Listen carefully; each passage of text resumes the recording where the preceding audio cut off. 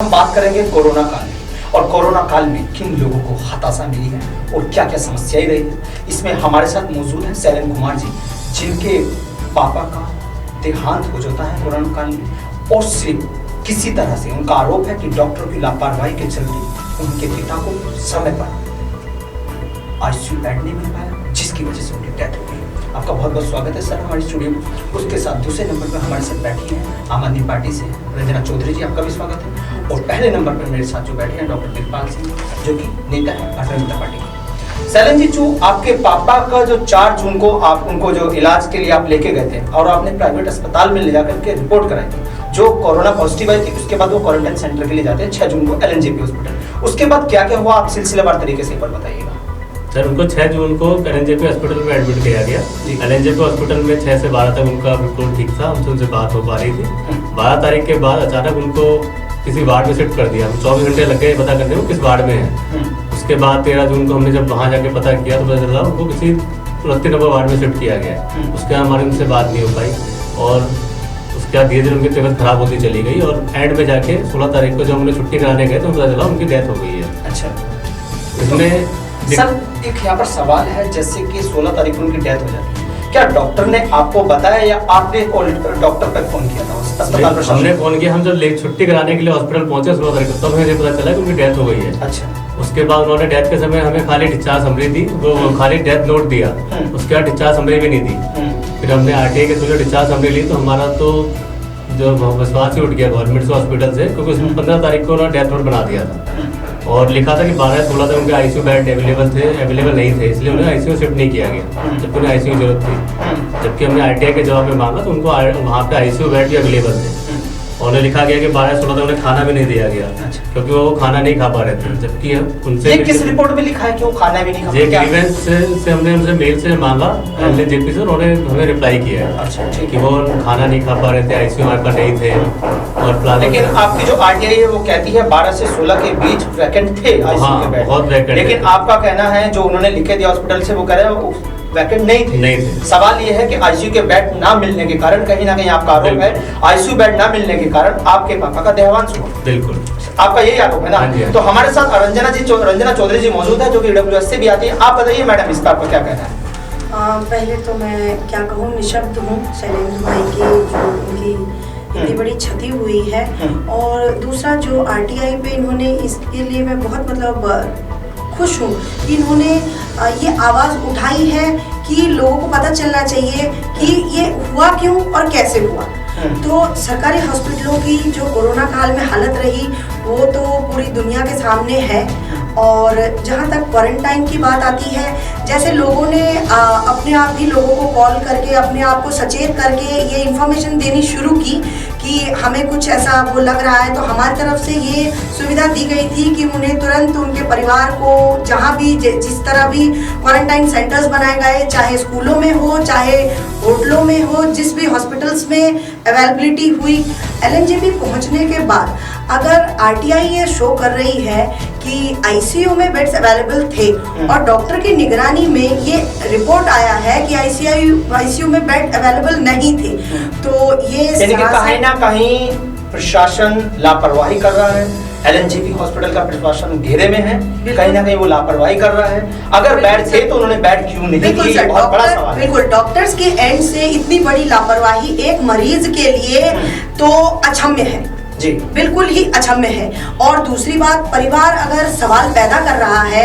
उन्हें जानकारी नहीं मिल रही है, तो इसके लिए हम पूरी तरह से इंक्वायरी बिठाना चाहेंगे ताकि आज इनका इस तकलीफ से ये गुजर रहे हैं। तो कोरोना काल ऐसा तो है नहीं कि आज आया है आगे कभी नहीं आएगा, तो हर चीज के लिए ग्रीवियंस सेल बिठाया जाता है और उस ग्रीवियंस सेल में जो आरोपी होता है उसको पूरी तरह से दंड युक्त किया जाता है ताकि ये घटनाएं दोबारा ना घटे और अस्पतालों की सुविधाएं बढ़ाई जा सके, अस्पतालों की प्रॉपर निगरानी हो कि सरकार की तरफ से अगर सारी चीजें अवेलेबल हैं तो वो क्यों इस चीज को डिनाई करते हैं। आखिर पेशेंट्स की क्या गलती है, उनके घर वालों की क्या गलती है कि उन्हें प्रॉपर तरीके से खाना नहीं मिल रहा। यहाँ से सारी चीजें प्रोवाइड की जा रही हैं और बीच में जाके आगे ये गलतियां हो कैसे रही। शैलेंद्र जी का एक और बहुत बड़ा आरोप ये भी है, उन्होंने PMO ऑफिस से लेकर के प्रधानमंत्री ऑफिस मुख्यमंत्री ऑफिस, उप मुख्यमंत्री ऑफिस, परिवार कल्याण मंत्री माननीय स्वास्थ्य मंत्री का ऑफिस, उपराज्यपाल, हर ऑफिस में अपनी अर्जी लगाई है इंसाफ के लिए कि मुझे इंसाफ मिल जाए, कि मुझे पता चल जाए आखिर मेरे पापा को इलाज मिला या नहीं मिला, क्या आईसीयू थे या नहीं थे। सवाल ये है कि अगर आईसीयू थे तो क्यों नहीं दिए, और अभी तक जो रिप्लाई नहीं कर रहे हैं, अभी तक कोई रिप्लाई माननीय अरविंद केजरीवाल जी के ऑफिस से भी अभी तक कोई रिप्लाई नहीं आया। ऐसा क्यों है, ऐसा क्यों है आखिर? आम आदमी पार्टी तो आम जनता की पार्टी है ना मैडम। सर ऐसी बात है नहीं, देखिए कोरोना काल में इस तरह से बहुत सारी घटनाएं हुई हैं और हमने जहां तक कोशिश करी है स्कूलों को क्वारंटाइन में बदला है, जितने होटल्स थे, जितने आप रेस्टोरेंट्स वगैरह देखते हैं, हमने सबको क्वारंटाइन सेंटर या फिर बेड्स अवेलेबिलिटी के लिए इसका बदलाव किया। आप ये लगाइए मैडम, सेंटर खोले गए ताकि लोगों को, हमने जो कॉल रंजना जी सुनिए, 3 से 4 महीना हो गया इनको कम से कम इंसाफ के लिए इधर उधर भटकते हुए, क्या अभी तक उनको इसका इंसाफ देना चाहिए था? नहीं सर, बिल्कुल बिल्कुल सर, क्या सरकार इसके लिए सचेत नहीं है? ये तो सरासर गलत है कि इतना टाइम बीतने के बाद इनको एलएनजेपी हॉस्पिटल अब से 4 साल 5 साल पहले भी इस तरह के सवाल उठे थे, एक हॉस्पिटल में एक आदमी की मौत हुई, तब भी ऐसे ही सवाल उठे थे। कहना पड़ता है कि सरकार, मैं तो बाई हैंड पे देख आया, सारे एप्लीकेशन बाई हैंड देख के आया, इंटरव्यू के लिए बात करके आया कि हाँ हो जाए, हमारे को दिखाइए सर, हमारे दर्शकों को दिखाइए आपने क्या क्या दिया था। लेकिन ये कोई है ही नहीं, लेकिन कहीं से भी कोई आ नहीं आया, जैसे हमने लेटर दिया प्राइम मिनिस्टर ऑफिस में। नहीं, इसके लिए मैं आगे ग्रीवेंस सेल में ये क्वेश्चन रखना चाहूंगी कि सर अगर जो प्रॉपर रिपोर्ट्स थे इनके डेली के, वो समरी के साथ इन्हें प्रोवाइड किए जाएं ताकि एक टोटल पूरा रिकॉर्ड सामने आए कि उन्होंने अगर डेली का चेकअप समरी के साथ उन्होंने 15 तारीख को डेथ दिखा दी। देखिए हाँ, मतलब एक दिन पहले डॉक्टर ये घोषित कर देते हैं कि डेथ 15 को हो गई जी और डेथ 16 को होगी है। बहुत अचंभे का सवाल है। यही सवाल मैं भी जानना, डॉक्टर्स को ये पहले ही पता चल गया कि डेथ एक दिन पहले हो गई। हेल्प डेस्क की वहाँ से इतनी बड़ी गलती कैसे हो सकती है कि एक इंसान को एक दिन पहले मृत कैसे घोषित किया जा सकता है? अगर आईसीयू बेड आरटीआई के थ्रू अवेलेबल थे तो वो इनकी जानकारी में आज आए हैं, उस समय कैसे नहीं आए? हेल्प डेस्क की जिम्मेवारी यही बनती है। 1076 नंबर भी हमने इसीलिए आगे किया था कि हमें पता चल सके कि प्लाज्मा ब्लड डोनेशन के लिए जो भी बैंक्स में अवेलेबिलिटी है, तो ताकि इससे पेशेंट्स को सुविधाएं मिल सके। मानते हैं अरविंद केजरीवाल की सरकार, जो यहाँ की दिल्ली की सरकार है, उसने कोरोना काल में बहुत अच्छे अच्छे काम भी किए हैं, लोगों को राशन दिया है, लेकिन ये कहीं ना कहीं प्रशासनिक लापरवाही है। जी, लापरवाही, हॉस्पिटल की लापरवाही, ये आपको मानना ही पड़ेगा। जी, हम तो हर तरह से सर ये बात कह रहे हैं कि जो भी इसका दोषी है वो आगे इसको क्रमानुसार ना बढ़ाए। इनकी जो क्षति हुई है उन सवालों का जवाब देना इनके लिए बिल्कुल बाध्य है वो। जी, एलएनजेपी ने खुद लिख के दिया कि 11,425 में से 8,000 डिस्चार्ज हुए, मतलब 125 लोग वहाँ मर गए। मतलब इसका मतलब दिल्ली में 70% लोगों को कोरोना में वही डेथ हुई है। मतलब दिल्ली में 70% लोग कोरोना से एलएनजेपी में मरे हैं। मतलब बहुत बड़ा डेटा है। अगर बात की जाए तो इतना बड़ा डेटा है, अपने आप में बहुत बड़ा डेटा है, शर्मसार करने वाला डेटा है। लंबा टाइम से 5 अक्टूबर। सर देखिए, पहली बात एक मैं ये आपको बताना चाहूंगी, कोरोना काल में ये शुरू से रंजना जी अभी आपके पास आएंगे, एक बार जरा राय जान लेते हैं बीरपाल जी के, डॉक्टर बीरपाल जी जो कि भारतीय जनता पार्टी से। सर आपकी क्या राय है इस पे, जो इनके पिता के साथ हुआ है, समय पर आईसीयू ना मिल पाना, आरटीआई से इसका खुलासा हुआ है, इसके पहले कोई खुलासा भी नहीं हो पाया था इसका। सर आप बताइए बीरपाल जी। मैं ये कहना चाहूंगा कि ये वो काम किया इन्होंने दिल्ली सरकार में, जो एट प्रेजेंट है केजरीवाल सरकार के, अंधेर नगरी चौपट राजा। बिल्कुल, मतलब इनपैक्ट किसी भी स्थिति को कोई कंट्रोल नहीं हुआ, ये बात बढ़ाते रहे। जैसे कि आप मैं बताना चाहूंगा कि ये जून के पहले वीक में ये कहने लगे थे कि जुलाई के एंड में 5.5 लाख केस होंगे दिल्ली में कोरोना के, और ये कंट्रोल होने, हालत बहुत खराब हो जाएगी। और उसी बीच में जब इन पे हालत बहुत खराब, मतलब इन पे आउट ऑफ कंट्रोल हो गई, तभी इन्होंने देश के गृह मंत्री से, श्री अमित शाह जी से कांटेक्ट किया और कहा कि साहब हमें हेल्प करिए। बाध्यता है ना उनसे कांटेक्ट करने के लिए, आपसे बता दूं। नहीं, बाध्यता नहीं है, नहीं बाध्यता है सर। वो देखा उन्होंने, जब उन्होंने देखा हमारे साथ स्थिति आउट ऑफ कंट्रोल, एक महामारी हो गई, तभी देश के गृह मंत्री ने ग्लोबल एक्सेस में थी वो महामारी। सबसे पहले वो एलएनजेबी हॉस्पिटल ही गए थे जी, ताकि वहां पे देखो सीसीटीवी कैमरे लगवाए थे, डॉक्टरों की ड्यूटी अच्छी तरह मतलब जो प्रॉपर ड्यूटी नहीं हो रही थी वो ड्यूटी लगवाई थी। अभी आपको पता होगा सरदार पटेल कोविड सेंटर खुलवा था वहाँ, उसमें क्या छतरपुर में, देखो देश का सबसे बड़ा कोविड सेंटर है। मतलब उन्होंने सारी स्थिति प्रोवाइड करवाई। उसके बाद 15-20 दिन की जब स्थिति कंट्रोल हुई, ठीक है, इवन केजरीवाल ने खुद गृह मंत्री को धन्यवाद दिया कि आपकी वजह से हमारी स्थिति। ठीक है, अभी आपके पास फिर से आएंगे सर, ब्रेक पे चलते हैं, ब्रेक का टाइम हो गया। ठीक है सर, आपके पास फिर से आएंगे, ब्रेक पे चलते हैं। ठीक है, धन्यवाद। Akat Chandra Hospital, one of its kinds in India, is the topmost medical care address in the country with modern state-of-art technology and expert healthcare professionals, which has earned it a distinction in following the highest standards in patient care. फिर से आना चाहेंगे break के बाद हम वीरपाल जी के पास। Doctor Veerpal जी, ये बताइए 14 जून को माननीय अमित शाह जी ने एलएनजेबी हॉस्पिटल का निरीक्षण किया था, क्या उसके बाद स्थिति सामान्य हो गई थी? नहीं, धीरे धीरे जब उन्होंने कहा कि भाई टेस्ट की फैसिलिटी बढ़ाइए जी, टेस्ट बढ़ा, उनका टेस्टिंग बढ़ाने के बाद में उन्होंने जितने भी ये कोरोना के रिलेशन में जितनी भी फैसिलिटी थी वे बढ़ाई हर हॉस्पिटल में जाके, और कोविड सेंटर नए खुलवाए, वही अलग अलग से जहाँ स्थिति बढ़ाई। तो उन्होंने पूरा निरीक्षण करने के बाद लगभग 8-10 दिन के बाद स्थिति डाउन हो गई थी और धीरे धीरे केस सुधरने शुरू हो गए थे, और आज लगभग 3.5 लाख दिल्ली में। और जिस दिन केजरीवाल ने मनीष सिसोदिया 1 लाख से भी कम केस थे, तभी हाथ खड़े कर दिए थे कि हमारे पास की स्थिति नहीं है। अगर यदि गृह मंत्री हस्तक्षेप ना करते तो ये तो पता नहीं दिल्ली कहाँ जाती। संजय सिंह बात कहना चाहूंगा, जो संजय सिंह कहते हैं इनके पास आपके पापा का जो गृह मंत्री जी उन्होंने बाहर निरीक्षण किया था सर क्या नहीं वो अंदर शैलेंद्र जी के पास जाने दीजिए। शैलेंद्र जी, ये बताइए जो आपके पापा का जो डेथ हुआ था वो रिपोर्ट 15 को बना दी गई थी और आपको 16 को मिली थी जब आप छुट्टी कराने के लिए गई थी ना? तो उस बीच क्या हुआ था? क्योंकि उस बीच तो माननीय अमित शाह जी ने भी दौरा किया था, तो उस बीच आप बता सकते हो थोड़ा क्या क्या आपको जानकारी मिली थी? कोई टेलीफोन आया था क्या अस्पताल का? नहीं सर, कुछ नहीं आया था। अमित शाह जी ने दौरा किया था, उस दिन तो वहाँ टेस्ट ही नहीं हुए थे। नहीं, आपको कोई टेलीफोन पे इन्फॉर्मेशन दी गई हो कि आपके पापा की डेथ हो चुकी है कोरोना से? हम तो फोन पे कोई इन्फॉर्मेशन नहीं, तो पूछते रहे कि हमारे पापा की हालत कैसे, वो हालत बताने को तैयार नहीं थे। अच्छा, मतलब ये तक नहीं बताया कि ये तो एडमिनिस्ट्रेशन कह रहा है। सर रुकिए, आप अचानक हॉस्पिटल जाते हो तभी आपको पता चलता है उनकी डेथ हो गई। अच्छा, ये सब हाँ, जवाब दीजिए, आप जवाब दीजिए। ये सब मुद्दे में ये वहाँ के एडमिनिस्ट्रेशन की कमी थी, मतलब जो कंट्रोलर था। अरे सर, जब सरकार की बात आती है तो एडमिनिस्ट्रेशन पे डालते हो। ठीक है, मुख्यमंत्री की कमी थी या उनका एडमिनिस्ट्रेशन लूज था। सरकार की बात आती है एडमिनिस्ट्रेशन पे डालते हो, पल्ला डाल लेते हो। अदरवाइज ये केस नहीं बढ़ते, हस्तक्षेप नहीं करते तो ये इतने पता नहीं कितने केस बढ़ते। तभी तो उन्होंने कंट्रोल किया। सर वो काम मत कीजिए, सुनिए, वो काम मत कीजिए। पावर बटोनी अपने हाथ में रखिए, हिसाब ले दूसरे से। नहीं, क्या तरीका है? दिल्ली के मुख्यमंत्री, भाई दिल्ली की पावर है, दिल्ली के मुख्यमंत्री ने जब कहा सारे अस्पताल दिल्ली के मुख्यमंत्री केजरीवाल जी के नहीं है। केजरीवाल ने कहा सेंट्रल गवर्नमेंट के भी हॉस्पिटल है कुछ। केजरीवाल ने कहा हमारे पास 5 हथियार हैं, हम अपने कोरोना को सब कंट्रोल कर लेंगे। उन्होंने कहा था टेस्टिंग, टीम मॉनिटरिंग। जी, कहाँ है वो, कहाँ गई मॉनिटरिंग, कहाँ गई वो टीम वर्क, कहाँ गया वो टेस्टिंग? भाई जब उससे इस केस से पहले लगभग 3-3.5 हजार टेस्ट डेली होते थे।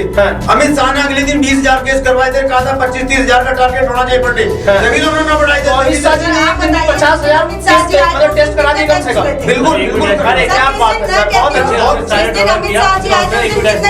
शैलेंद्र जी बोलिए, आप बोलिए। हॉस्पिटल में एक भी टेस्ट नहीं हुआ। अमित शाह जी के दौरे के चक्कर में सारा नहीं रहा। गृह मंत्रालय की जिम्मेदारी है सर, एक बहुत बड़ा खुलासा इन्होंने कर दिया है।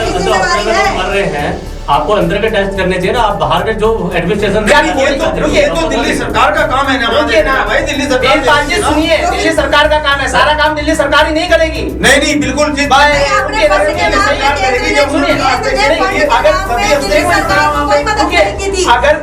रंजना जी रुकिए, मुझे आपकी आवाज बंद करनी पड़ेगी। रंजना जी रुकिए, अगर कोई मंत्री कहीं अगर दौरा करता है तो आप सारी कार्यवाही ठप कर दोगे हॉस्पिटल की। नहीं, ऐसा कैसे हो जाएगा? मतलब छुट्टी में चले जाओगे, कुछ नहीं करना चाहोगे, कोई रिपोर्ट मत करो। मंत्री साहब आ रहे हैं, झंडा लगा दो, नाम लिखवा दो, मंत्री साहब आ रहे हैं, चलती है, ऐसा नहीं है, बिल्कुल चलती रही। ये फिर क्या तरीका है? चलेंगे, चलती रही है, ऐसा नहीं है। नहीं, आप प्रशासन पे क्यों डाल रहे हो बात को? सारी फैसिलिटी कितनी उन्होंने बनाई, आपको तो मालूम ही है बात का। नहीं, आप प्रशासन पे सर क्यों डाल रहे हो बात को? नहीं, ये कैसे हो सकता है भाई? सारे राज्यों को कोरोना काल में फंड दिए गए थे, दिल्ली दिया? दिल्ली को जब हमने आपको हालत खराब बताई, जब आपने टेस्ट किया, टेस्ट करने की मशीन दिलवाई, जो आपने टेस्ट करते हैं उसके मशीन फिर ऐसी दिलवाई, हालत ना होती सर, आईसीयू मशीन फिर ऐसी दिलवाई, हालत ना सारी होती। फैसिलिटी दिलवाई थी। दिल्ली आपको कब मालूम की होना चाहिए बात सारी होती, सर? फैसिलिटी उन्होंने फैसिलिटी। अभी हमारे देश में हालात थोड़े सामान्य हैं कोरोना को लेकर, लेकिन बिहार में जो चुनाव चल रहा है, मुझे ये बताइए आप बिहार में क्या हाल है? वहां पर तो रैलियों में 15-15, 10-10 हजार लोगों की भीड़ इकट्ठा की जा रही है। क्या वहां पे कोरोना गायब हो गया?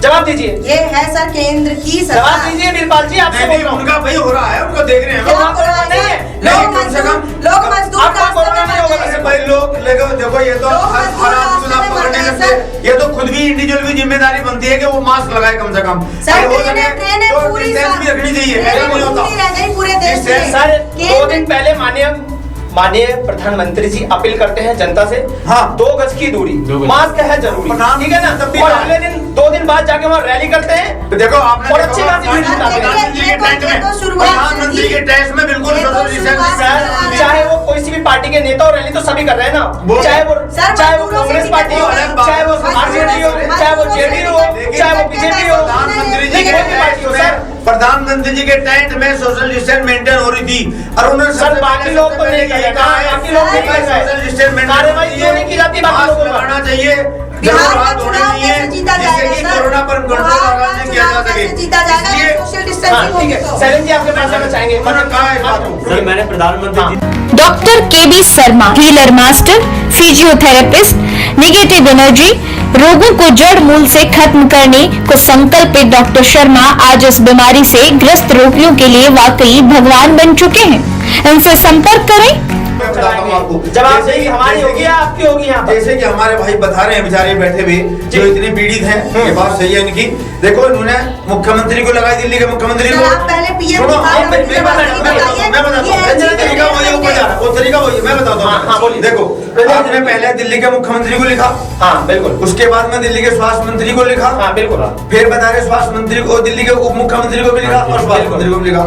उसके बाद में एलजी को लिखा। एलजी ने आपने बताया कि एलजी के हमारे पास रेस्पॉन्स आया है लेकिन बहुत देर में आया है। वो ठीक है, बिल्कुल ठीक है आपकी बात।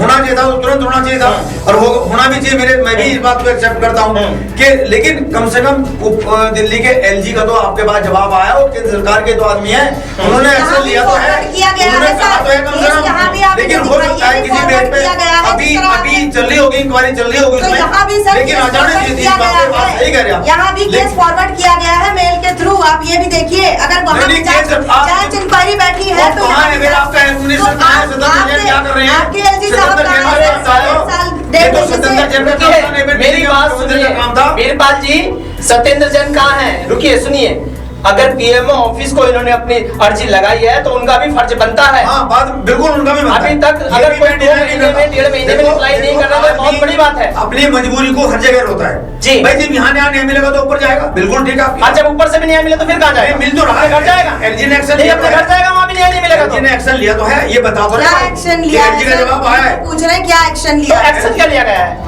एक्शन क्या जवाब आया? सलीम जी एक बार दोबारा बताइए। आरटीआई के तरफ से नहीं, आपने सबको में बताइए। आरटीआई के तरफ जांच से कमेटी सभी बैठी डेटा है, है। एक करके पहले सलीम जी को बोलने दीजिए, वो हाँ, पीड़ित। हाँ। हाँ सब बोलिए। सर 1 महीने पहले जांच कमेटी बिठा दी थी एमएस एलएनजेपी ने, पर उसका कोई अब तक हमारे पास रिप्लाई नहीं आया है कि क्या उसमें निकला है। अच्छा, वो हमारा फॉरवर्ड होकर नहीं आया, हमें पता ही नहीं क्या है। हमारे पास एलजी रिप्लाई में यही लिखा है कि हमने फॉरवर्ड कर दिया है और उसके लिए जांच कमेटी बैठ गई है। अच्छा। तो आप सुनो तो सर, बैठी देखिए, जांच ये कमेटी कोई बैठी है, राजनीतिक वो मुद्दा एक्शन है ले रही नहीं। होगी। वो हो सकता है दिल्ली सरकार से। सर अगर यहाँ पर कोई नेता या मंत्री का सवाल होता ना तो आज के रात एक्शन हो जाता। देखो सुनो, सर देखो मेरा एक एलजी छोटा सवाल है कि जैसे अभी सिसोदिया जी एडमिट हुए, हाँ। उन्हें एक दिन एलएनजेपी में रख के वहाँ पे मैक्स में शिफ्ट कर दिया गया। बिल्कुल सही कह रहे हैं आप, क्यों हाँ। शिफ्ट कर दिया गया? अगर हाँ। वहाँ इतनी फैसिलिटी थी और सारी फैसिलिटी वहाँ हाँ, available थी, हाँ। तो आपको वहाँ रह जाते वहीं पे। ऐसे तो सत्येंद्र जैन भी गए वहाँ पे, सत्येंद्र जैन भी गए। अरे सर अमित शाह जी ने कैसे किया है? सर, अमित शाह जी अमित शाह जी को कैसे भूल जाते हो आप? अमित शाह जी एम्स में अरे क्या बात है सर, ये अमित शाह जी को तो याद कर लो ना। ये क्या बात है? मुद्दा नहीं है। नहीं, लेकिन वो कह रहे हैं कि इन्होंने इमाम के नाम अपने ने पिता को खोया है। प्रशासन की गलती से ब्रेक के बाद आपके पास आएंगे। Akat Chandra Hospital. One of its kinds in India is the topmost medical care address in the country with modern state-of-art technology and expert healthcare professionals, which has earned it a distinction in following the highest standards in patient care. सैलन जी, फिर से मैं आपके के पास आना चाहूंगा। जैसे कि आपका आरोप है कि समय पर आपके पिता को आईसीयू नहीं मिल पाया और कई तरह की समस्याएं हैं। पहले डेथ वारंट इशू बना दिया गया और आपको पता चलता है वहां जाने की कोई इन्फॉर्मेशन आपको नहीं आती। ऐसा भी हो सकता था यदि आप हॉस्पिटल नहीं पहुंच पाते तो आपको पता नहीं चलता आपके पिता की डेथ हो गई। तो सर, इस पर आप क्या चाहोगे कि आपको सरकार से क्या चाहते हो कि ये हो जाए? सर, मुझे सरकार से गुहार लगाई है कि मेरे को जो मेरे साथ हुआ है उसके बाद जब पूरी प्रॉपर इन्फॉर्मेशन मिले कि क्या क्या उनके साथ हुआ, कि उनको कब उनकी डेथ हुई, एक्चुअल डेथ कब हुई, उनको क्या ट्रीटमेंट दिया गया, क्या उनके साथ किया गया, कोई टेस्ट किया गया नहीं किया गया, क्योंकि हमारे को उन्होंने कोई इन्फॉर्मेशन नहीं दी। हमें खाली उन्होंने डेथ सर्टिफिकेट दिया, वो भी आटे के बाद हमें उनके डिस्चार्ज समरी ले पाए।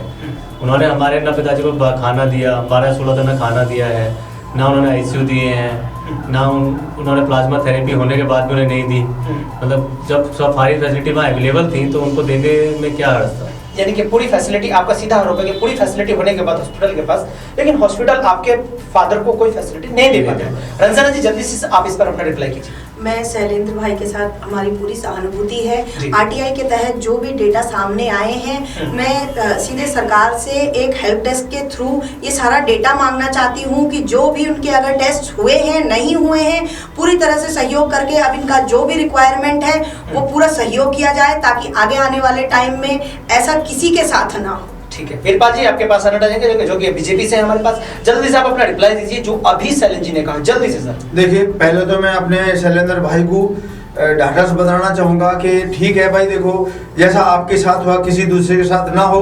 और ये मैं तो यही कहूँगा, दिल्ली सरकार की एडमिनिस्ट्रेशन की कमी है। अदरवाइज आईसीयू के बेड खाली हैं, लेकिन उनको बेड बता रहे हैं हमारे पास कोई बेड नहीं है। इस बात को एडमिनिस्ट्रेशन की जरूरत थी देखने की कि भाई लोगों को कितनी दिक्कतें हो रही हैं, क्या परेशानी हो रही है, उनको क्या फैसिलिटी चाहिए। इसलिए मैं दिल्ली सरकार से कहना चाहूंगा कि आप इसमें गहराई से देखिए और आप जितनी बात कहते हैं उतनी आपकी बात धरातल पर नहीं है, इसलिए आपको गहराई से देखना चाहिए, सोचना चाहिए। ठीक है, और ये देखिए कि भाई किसी बेचारे के साथ आगे इस भविष्य में ऐसी स्थिति ना आए। ठीक है सर, थैंक यू सर। चाहे वो बात दिल्ली सरकार की हो, चाहे यूपी सरकार की, चाहे बात केंद्र सरकार की हो, चाहे किसी भी सरकार की, हर सरकार में हालत प्रशासनिक विभागों की यही है।